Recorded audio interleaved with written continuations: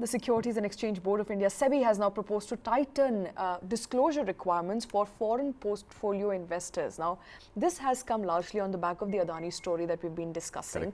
There was, and we discussed that report that came out of Supreme Court appointed panel on Adani-Hindenberg, where they said, and I quote, that SEBI is in a chicken and egg situation. They changed norms on the disclosures of the last person holding stake, opaque structures of FPI. Now SEBI says we're going to go back to what it was initially. If an FPI has more than 50% investment in a single firm, you have to declare who owns the money, what is the structure like. Correct. So 2 points here. A, not a single entity or a single firm, but a single group. Right. So if we were to look at the events that unfolded with Hindenburg Research and Adani Group, you look at Adani Group as a whole and not every single entity within the Adani Group. That number one. So 50% holding by any FPI in any single group, or 25,000 crores of investment in a single entity, right? Okay. So the FPI may be valued or must have investments much higher than let's say a lakh crores, for example, in which case the 50% norm could be breached by having the 25,000 crore and upwards investment. So so I think what SEBI intends to do here is pretty much safeguard any potential misallocation of funds by an entity taking the FPO route to breach the MPS 25% minimum public shareholding value. Now, what happens is retail participation or FPI participation or holding promoters' own stake in the group is all listed. But if the promoter were to invest back in his company using the FPI route, and if the FPI has got these opaque structures where you can't pin it down to who the last person is, who's has parked his or her money in that FPI, you've pretty much circumvented the whole process. Absolutely. Right. So I think SEBI has realized that.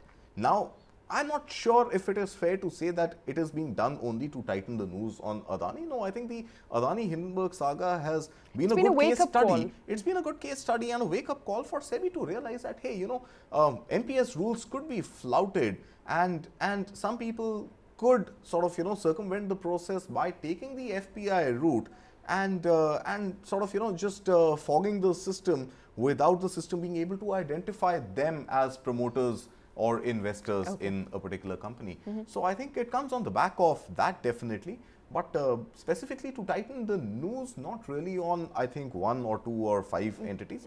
This is largely to create a more robust ecosystem where there is transparency and not opacity. Absolutely. There is accountability and there is traceability. You should be able to pinpoint exactly who the investor is who may want to otherwise not disclose. For the layperson who's listening to us right now, who really doesn't understand what this means, I want to just break it down to begin with, and help us understand what is minimum public shareholding structure like, what are the allegations on Adani, and what does this mean for companies here on? Okay, so let's take it one by one. Minimum public shareholding, SEBI mandates that any publicly listed company, any company which is traded on the stock exchanges, needs to have at least 25% of the shares allocated to the public for free trade, free purchase and sale, right? So public can exchange, can trade those shares, and those shares must be at least 25% of the total shareholding within a company, right? So that is MPS.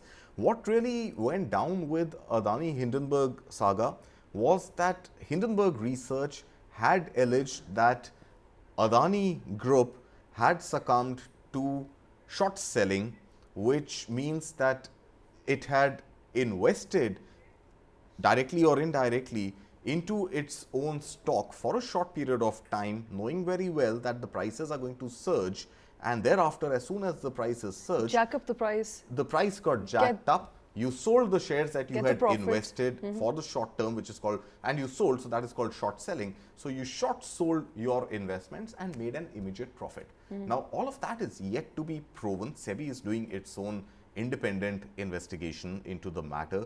A Supreme Court appointed panel is looking at whether there was any laxity on part of the Security Exchange Boards of India, SEBI, and in seeing that this minimum public shareholding was not adhered to, and in case there is any incident of what Hindenburg research has alleged.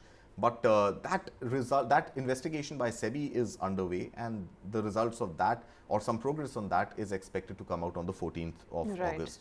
So until then, this is where we are. So what in its preliminary report, what SEBI claimed to state was that it had hit a sort of a wall in trying to identify who the investors are, and therein, because of these opaque structures, not knowing FPIs are investing on behalf of whom into which stock, it was unable to identify who the real investor or the short seller, as the case may be, was.